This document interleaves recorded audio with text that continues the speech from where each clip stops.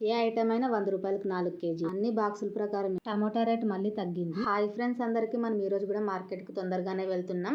నిన్నైతే మనం కొత్త సరుకు తీసుకురాలేదు కదా, మిగిలిపోయిన అరటి పండ్లే అమ్ముకున్నాము. ఈ రోజు మాత్రం ఖచ్చితంగా మనం సరుకు కొనాల్సిందే, ఎందుకంటే పాత సరుకు ఏం లేదు కదా అమ్ముకోవడానికి.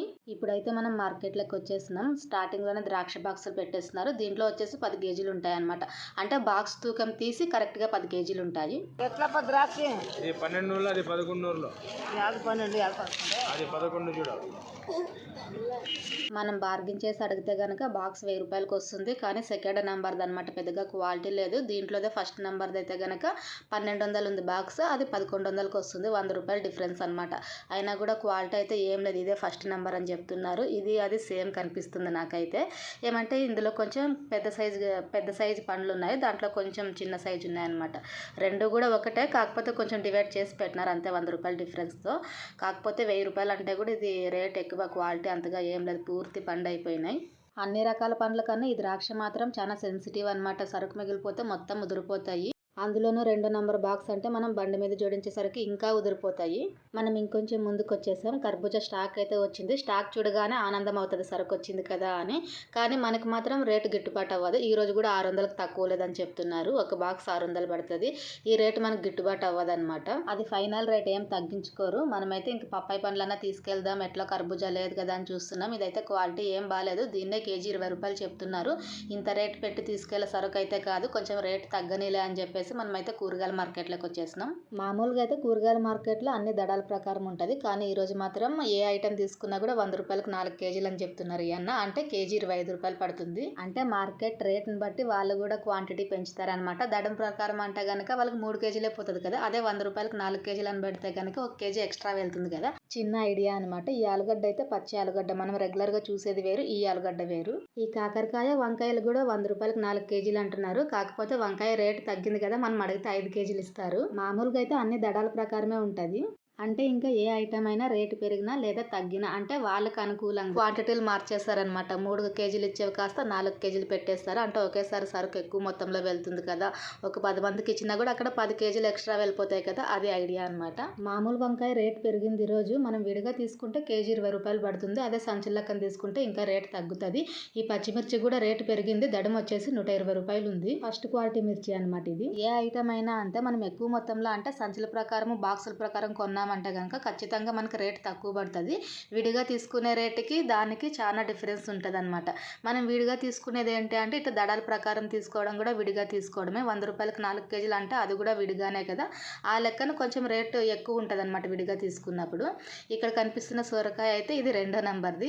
ఏ పీస్ తీసుకున్నా కూడా పీసుల లెక్కనే అనమాట. పీస్ వచ్చేసి 10 రూపాయలు. నేను రేట్ ఎంత అక్క అన్నందుకు ఆ రేట్ చెప్పింది. ఒకవేళ ఇక్కడ ఉన్న మొత్తాన్ని కొంటే కనుక 5 రూపాయలు పీస్ చేసుకుంటుందంట.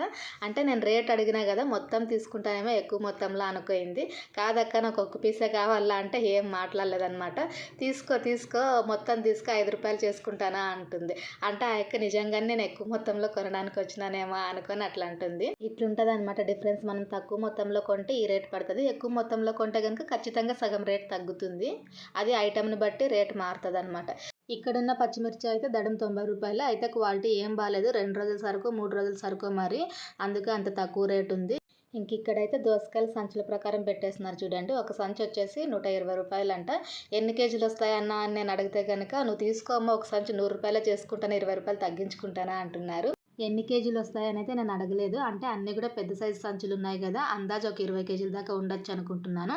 అయితే క్వాలిటీ మాత్రం ఫస్ట్ క్వాలిటీది అయితే కాదు, పూర్తి పండు అయినాయి ఆ దోసకాయలు అయితే, అందుకే అంత తక్కువ రేటు ఉంది. ఇప్పుడు మనం చూస్తున్న ఈ లైన్ మొత్తం అన్నీ కూడా ఎక్కువగా బాక్సుల ప్రకారం సంచుల ప్రకారమే ఉంటుంది. అంటే ఆటో వ్యాపారం చేసే వాళ్ళే ఎక్కువ కొంటారనమాట ఈ సెక్షన్లోన.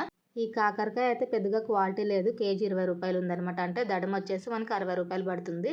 అంటే 100 రూపాయలకు 4 కేజీలు ఇచ్చేవి ఉంటాయి, దడాల ప్రకారం ఇచ్చేవి ఉంటాయి అనమాట. అంటే వాళ్ళ సరుకు రేటుని బట్టి మార్చేస్తారు క్వాంటిటీని. ఈరోజు టమాటా రేట్ మళ్ళీ తగ్గిపోయింది. ఇవైతే దడాల ప్రకారమే. దడం 30 రూపాయలే పడుతుంది. అంటే కేజీ 10 రూపాయలు అనమాట. బాక్స్ లెక్కన తీసుకుంటే కనుక 100 రూపాయల బాక్స్ నుంచి 350 దాకా ఉంది. క్వాలిటీ అయితే బాగానే ఉంది. మళ్ళీ మనం కూరగాయల మార్కెట్ నుంచి పండ్ల మార్కెట్లోకి వచ్చేసినాం.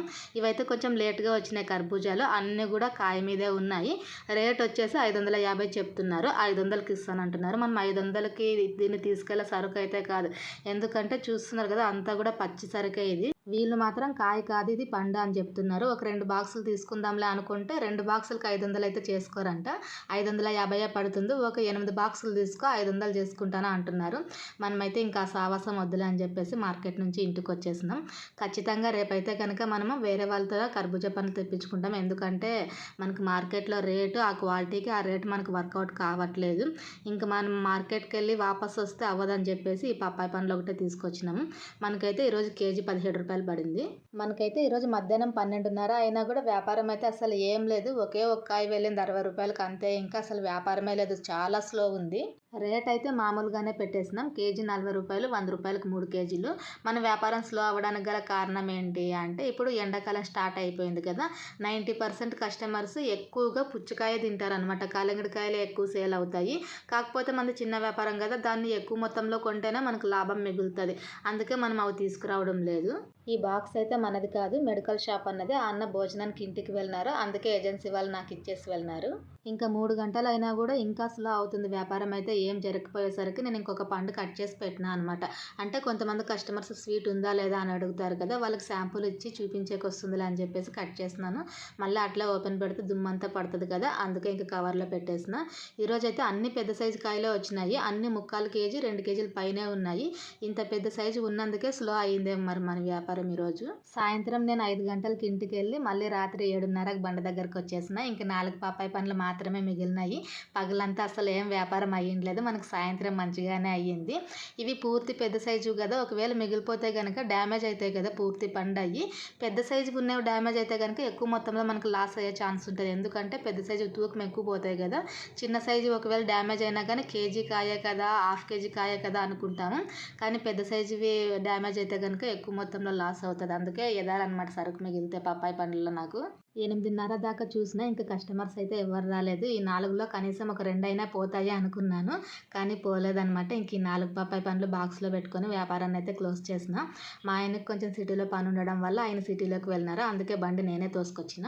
దీనికి పెట్టిన పెట్టుబడి ఖర్చులు తీసి మనకైతే 250 రూపాయలు వచ్చింది. అందులో 40 రూపాయలు ఓల్డ్ బ్యాలెన్స్. ఈ 4 మిగిలిపోయినాయి కదా, ఇవి అమ్ముకుంటే ఇది కూడా మనకు లాభమే. ఇది ఈరోజు వ్యాపారం ఫ్రెండ్స్. వీడియో నచ్చితే లైక్ చేయండి, సబ్స్క్రైబ్ చేయండి. Thank you for watching.